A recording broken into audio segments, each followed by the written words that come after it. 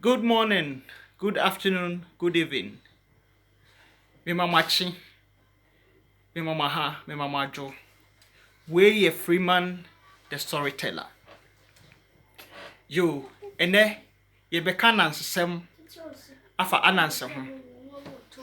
Ye beka anansesem afa Ananse ho. Die nti e ma Kwaku Ananse wenya etrimwin.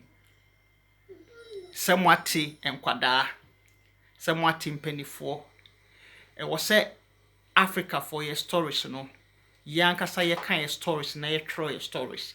Inti ne is about Kwaku Ananse die nti ye ya wenye trimi. Dakrubi Kwaku Ananse the spider. Na oyo onyansani owo wiase. Na Kwaku Ananse die oye ne se okosra anase ho. Anase na Kwaku Ananse onim se ono na onim nyansa wo wiase. No a trickster. Na o kwan bebre ofa so a oye ne neoma. Enti Kwaku Ananse ko nase ho. Ena Kwaku ko ya pena na nase ayeduane. Ena nase ne bisa Kwaku se Kwaku na mema waduane kakrani. Se de Ghanafo ya mamre no kire se hoho ba ye bisa ne nsuo. Enene no ye giejai enso no e wo se sankofa. Ntina ene Freeman the storyteller me ka kire mo se Kwaku Ananse nase ne bisa ne se Kwaku mema nsuo. Ose Kwaku da bi me no nsuo. Ose Kwaku ene mema waduane kakra nie. Ose da bi ekomo ne me. Enso Kwaku na komo nso de no. Nti de ye ne se nase no ebowura da mu se okwaku yi ade aba because Kwaku se opese okọ efie. Ena nase ne se yo asew ene minkoja wo kwan ye. Minkoja wo kwan kakra wa asew. Nti obowura da mu na okofa ne ho no na waba no abeja Kwaku Ananse. The spider ekwan no. Oye se okwa na Kwaku Ananse. Obowura kitchen ho. Mukase ho. Ejare ho. Ena oye den. Osa aduane no osa no oka koku. Osa koku no. Na odi koku no gu meche ya masoa yi bi mu. Na odi gu mu. Enti odi gu mu no. Asembe bada bi. Omande hye. Ena oye den. Odi gu mu.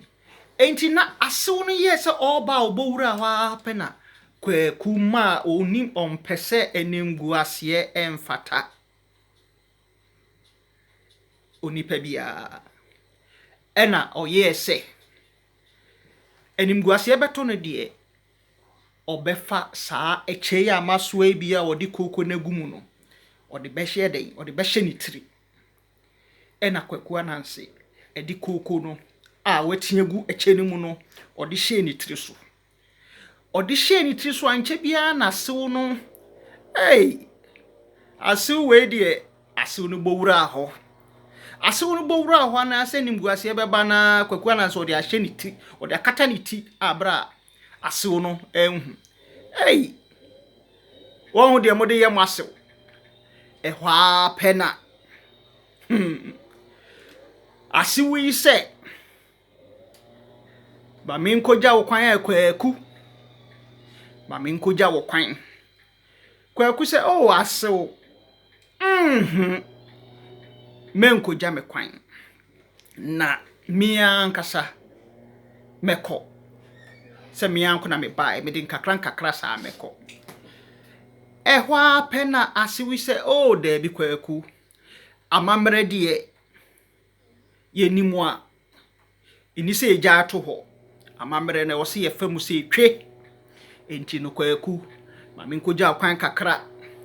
Asew se da bi Kwaku se asew se min koja kwan Kwaku se da bi men koja me. Ehwa pena asew wo se da bi me de ma min koja kwan. ɛna asew si mu no ɔkɔ nti asew ni si mu a ɔkɔ no pɛ ɛna afei deɛ koko ya watie gu ekyeni mu na wasoa no ɛwɔ ne ti so no ɔde ahyɛ no koko ne start sɛ ɛtenetene ɛwɔ ne ho nyinaa kyɛ sɛ naso ho nyinaa ne n'akyi nyinaa no koko no ɛtenetene ɛna hɔ apɛ adeɛ ahyehye na afei de ontimi nya ho hwee asew yi so sɛ ɔse asew san ɛyɛ o Kwaku sɛ dɛ asew yi sɛ daabi memfa wo nkɔ kakra saa afei de Kwaku Ananse ɔde ma ɔhene ɔnye na wɔ sɛ ɔyɛ den ɔma so a ne ti konkora ne ne tirim nyinaa tu akakyɛ ne mu ɛno nti na Kwaku Ananse wanya trimming yo ɔman de hye. This is Freeman the storyteller, more to come. Me ya Freeman a me kyerɛkyerɛ anansesɛm me ma mu nyinaa bye bye ɔman de hye bye bye.